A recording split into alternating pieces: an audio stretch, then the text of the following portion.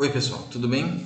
Aqui é o professor Leandro e a gente vai para mais uma aula de metalurgia dos não ferrosos, tá? Dessa vez, essa aula tem uma especificidade bastante peculiar, tá? A gente vem de uma longa aula de cobre, né? Um metal de elevada significância e um rol de diferentes processamentos e processos e além disso de aplicações. E hoje a gente vai pegar dois metais que sozinhos eles não justificariam utilizar uma aula inteira. Tá? Eu já utilizei anteriormente, mas como eu acabei adicionando o nióbio dentro dos metais que a gente vai aprender esse semestre, e eu não quis tirar nem o chumbo nem o zinco, eu pensei em unificá-los, afinal eles são metais com menor quantidade de detalhes, tá? Para adicionar, e a extração deles, o zinco é extraído junto do chumbo e um sai como coproduto do outro, e vocês vão entender isso durante as minhas explicações, tá? Então aqui nesse lado e em vermelho eu vou falar do chumbo, tá? E no outro lado em azul eu vou falar do zinco, tá? Então a gente vai falar primeiro aqui, assim, como sempre, essa primeira aula mais focada em propriedades e aplicações, ocorrência, beneficiamento dos minérios, e vocês vão ver que o zinco, o chumbo, na realidade, pelo menos no Brasil, ele sempre é extraído de forma associada ao zinco. Então, por isso, como o chumbo está sempre acompanhando o zinco, eu resolvi também fazer o chumbo acompanhar o zinco nas aulas de não ferrosos, tá bom? Então, a gente falando aqui de propriedades e aplicações, tá? Eu vou abordar algumas propriedades e aplicações importantes do chumbo, tá? Então, a primeira propriedade do chumbo bastante importante e bastante interessante é que o chumbo ele é fundido a 327 graus Celsius, tá? Então, um ponto de fusão relativamente baixo, e isso vai estar relacionado com uma das aplicações do chumbo, tá?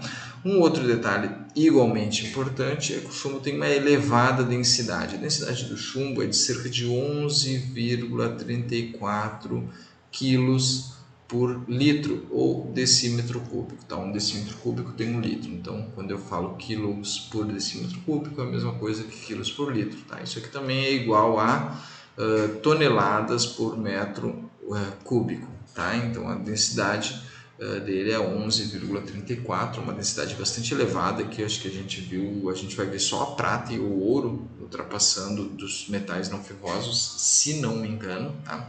É só a prata e o ouro que a gente vai ver como metais com densidade superior às do chumbo, tá? E aí, além disso, tá? O chumbo é um metal, ele é um metal maleável, né? Ele é um metal que eu consigo impor trabalho mecânico com facilidade nele, né? Então é maleável, tá? E ele também ele é um metal dúctil, tá? Maleável e dúctil, tá? Então eu consigo impor trabalho mecânico com facilidade e deformar o chumbo com certa facilidade, tá? Ele também tem uma elevada resistência à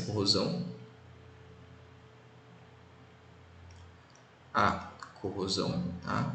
E agora eu vou adicionar um detalhe importante, tá? Ele resiste à corrosão especialmente nos meios de ácido sulfúrico, tá? E nos meios de ácido clorídrico, tá? E além disso, ele tem uma propriedade, como ele tem um núcleo muito denso em prótons e nêutrons, tá? Ele acaba, e também uma área atômica razoavelmente empacotada, ou seja, pouco espaço disponível em relação aos outros metais, né? Ele acaba absorvendo, ele absorve raios gama, radiação, né? Raios gama, tá? E ele também tem a característica de ser tóxico, então a gente não pode ingerir nenhuma quantidade, tá? Ele é um metal utilizado historicamente, ele era utilizado em encanamentos, né, na Roma antiga e tal. Então foi um dos primeiros metais a ser descoberto. sendo bastante utilizado na idade, na idade antiga, tá? Anterior a Roma, inclusive, tá? E anterior ao Império Romano, desculpa, tá? E esse metal ele foi tradicionalmente utilizado como encanamento, tá? Tanto que o nome chumbo, esse símbolo PB aqui, vem de plumbium, que, se não me engano, na língua da época, lá nos tempos romanos, significava encanamento, tá? E ele era bastante utilizado posteriormente. Hoje em dia se descobriu que o chumbo não, ele é bem tóxico, tá? Então ele, quando ingerido, por exemplo, antigamente se utilizava taças de chumbo, e o chumbo ele é resistente à corrosão a ácido sulfúrico e ácido clorídrico, mas para tomar vinho que tem uma porcentagem ali de ácido acético não é interessante, porque tu acaba dissolvendo o chumbo, e aí a gente acabava, se utilizasse taças de chumbo para tomar vinho, a gente acabava tomando um pouco de chumbo também, porque o ácido acético dissolvia um pedaço do chumbo, semelhante às reações que a gente vê, reações de lixiviação, tá? Então isso era extremamente indesejável pelo fato de que a gente, né, ele é bastante tóxico, e isso acabava envenenando as pessoas que utilizavam chumbo, né? E aí, por fim, ele também tem um retículo cristalino CFC, tá bom? Então essas aqui são as principais propriedades do chumbo, tá?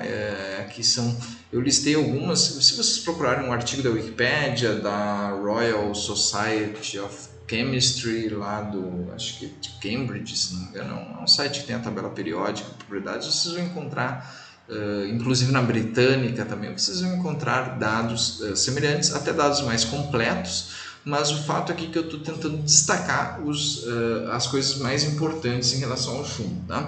E aí eu vou partir para as aplicações do chumbo aqui, tá? Quais são as principais aplicações, tá? Por sinal, vocês podem olhar nas referências também, eu disponibilizo links de onde eu tirei essas informações, afinal, sempre é interessante que vocês se especifiquem mais, caso vocês necessitem ali de mais informações, tá bom? Então aqui as principais aplicações do chumbo primordialmente em bateria de veículos. Quem um dia pegou uma bateria de carro na mão viu que ela é bem pesada, né?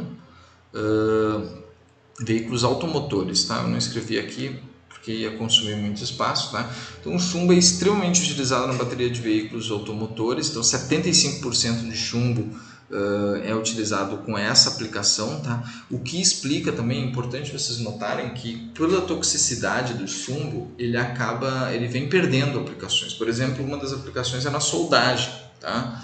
E na soldagem de circuitos elétricos, lá para quem viu o estanho no Ferrozes 1 lá, viu que o estanho ele vem substituindo o chumbo na soldagem de circuitos elétricos, mas anteriormente se utilizava chumbo ou ligas de estanho com chumbo, tá? Essa substituição do chumbo e a perda de espaço no mercado de chumbo, ela vem sendo suprida pela demanda sempre crescente de veículos automotores. Quanto mais veículo automotor a gente vende, maior a quantidade de chumbo que é demandado para utilizar nesses veículos, e consequentemente a gente acaba crescendo. O crescimento do consumo de chumbo é sustentado pela venda de baterias para veículos automotores, tá? Isso vale para carros, isso vale para ônibus, caminhão, tudo que a gente vê aí de motor a combustão que tem uma bateria, a bateria normalmente tem chumbo dentro, tá? E aí a gente tem algumas aplicações em eletrônicos, tá? Tá? E aí os eletrônicos ocupam 23% do uso do chumbo, tá? E aí depois a gente tem uma série de aplicações que respondem pelos outros 2%, tá? Blindagem contra raios-x, quando a gente vai fazer uma blindagem contra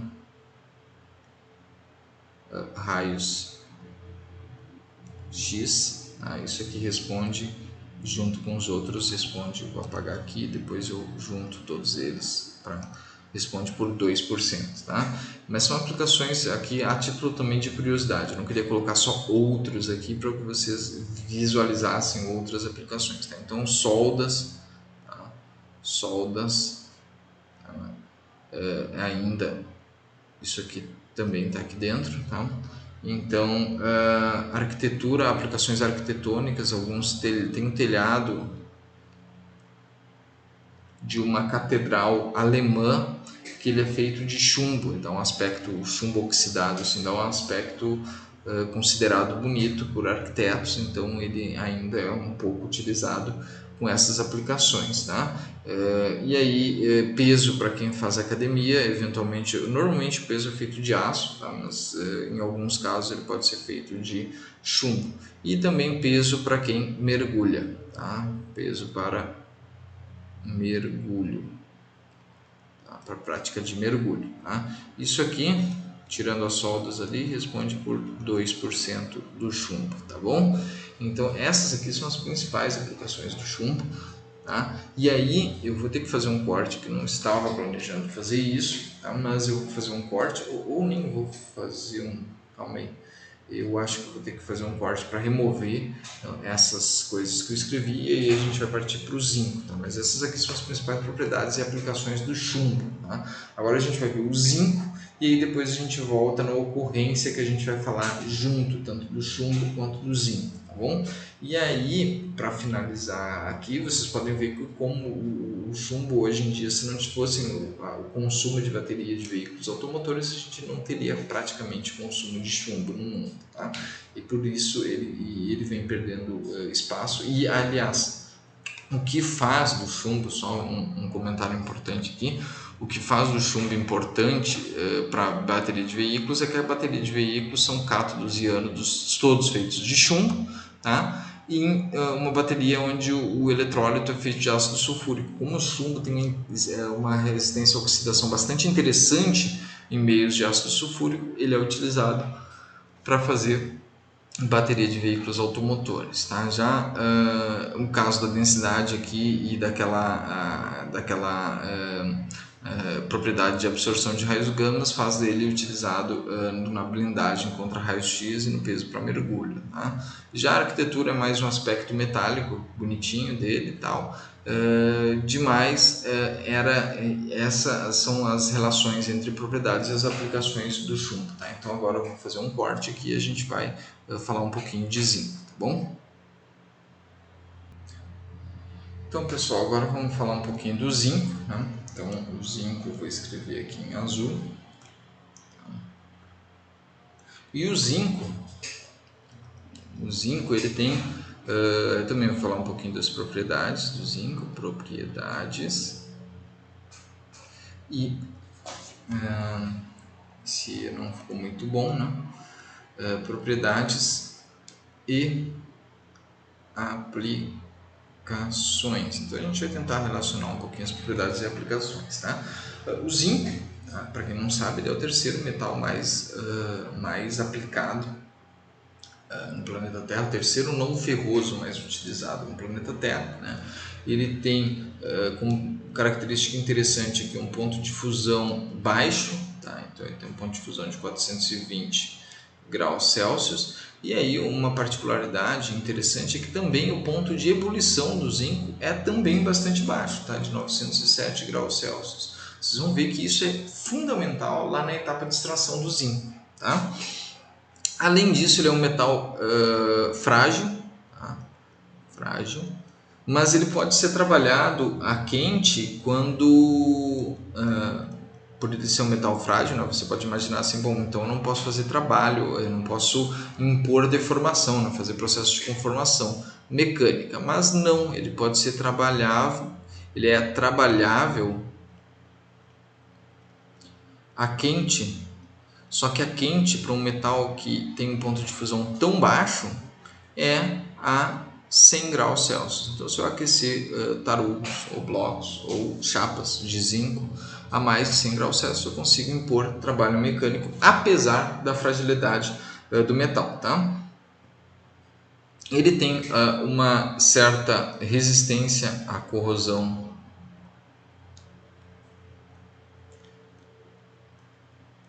ou melhor, ele corrói. Então, embora eu esteja escrevendo aqui, vocês têm que entender que resistência à corrosão pode ser também uma corrosão bastante lenta sob o ar atmosférico, em ar atmosférico.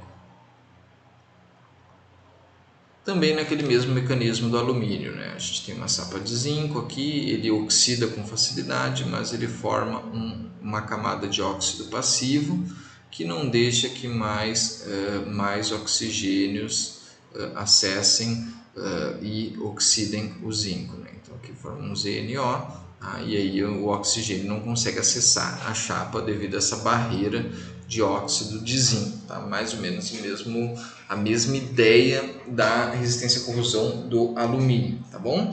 E aí a gente também tem como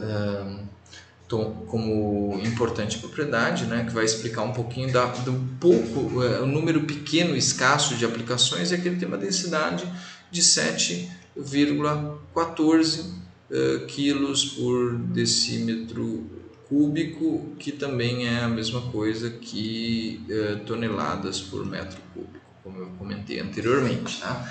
Então, o que tem de particular nisso?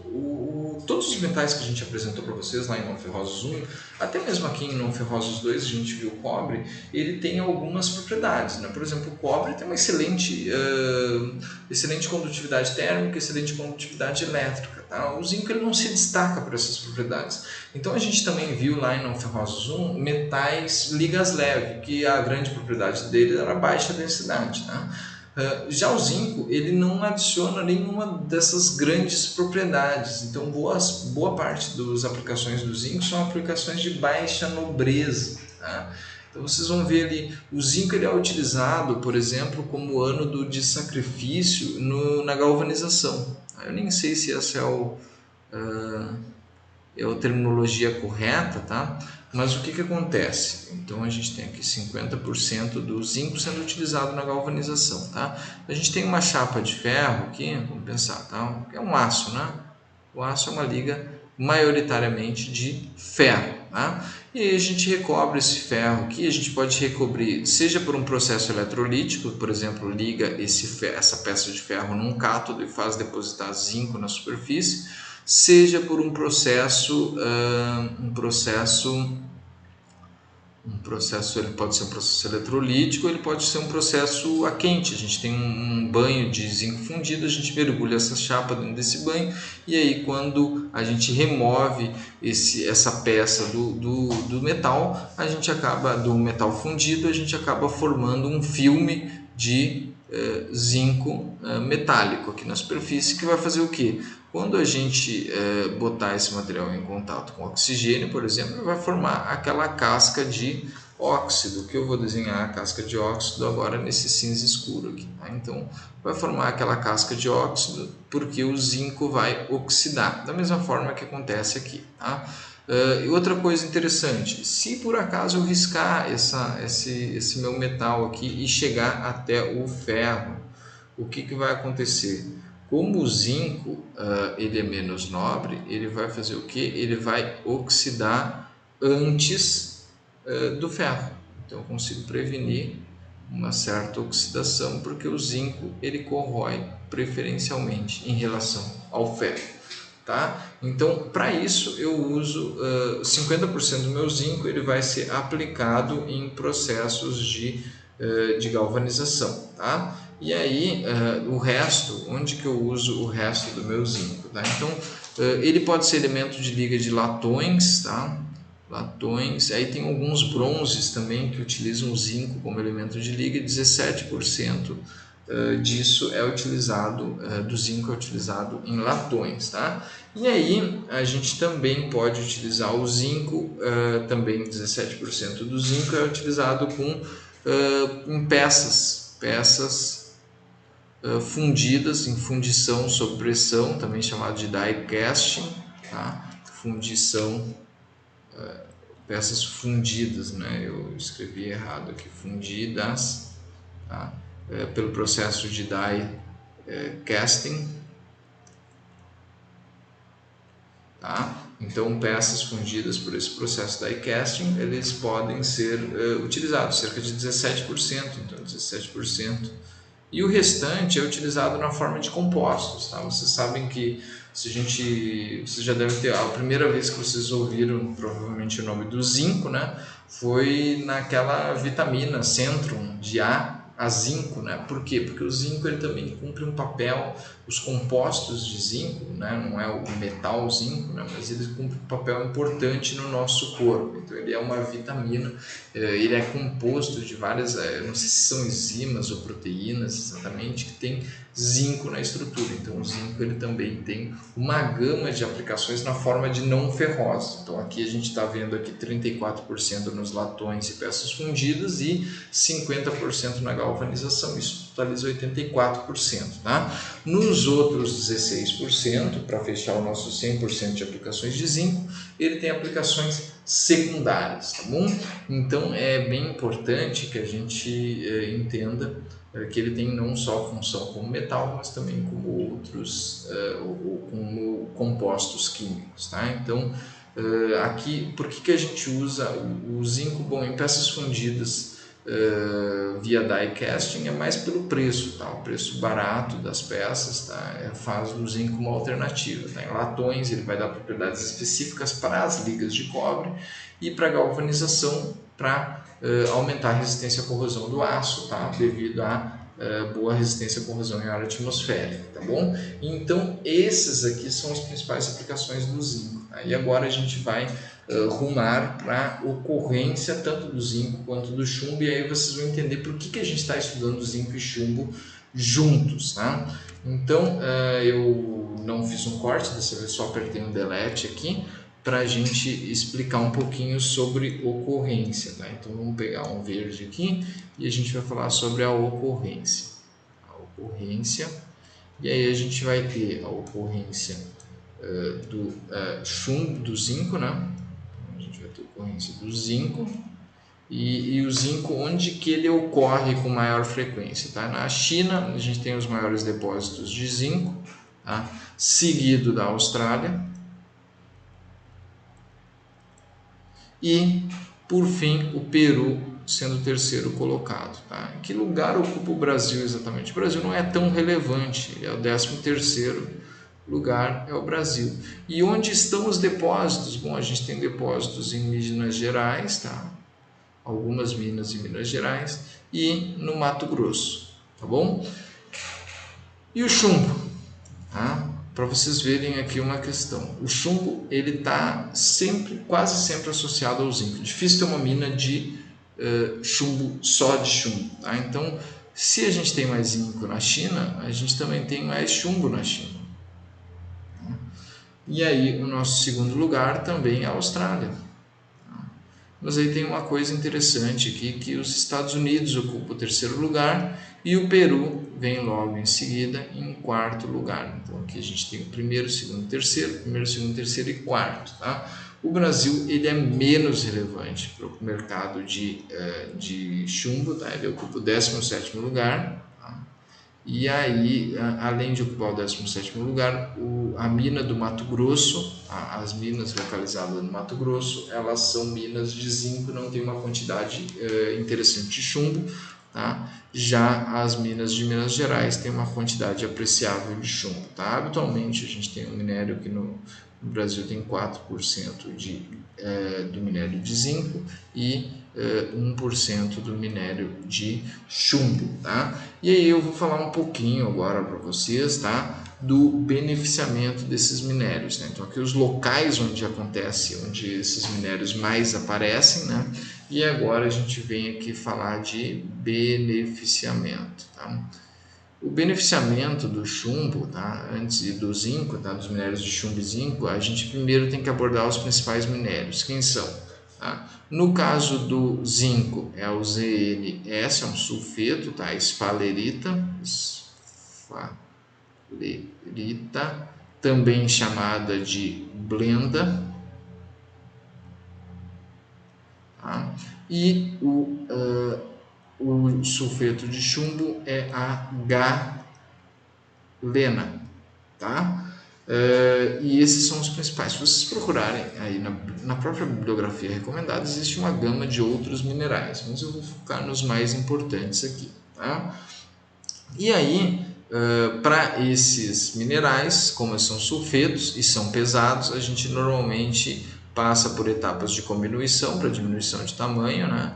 Cominuição, e aí beneficiamento gravimétrico,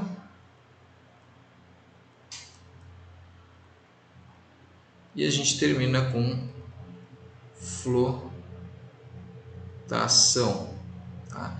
Esses são os típicos esquemas de beneficiamento. Tá? A gente não foca aqui muito em beneficiamento porque você já tem tratamento de minérios lá.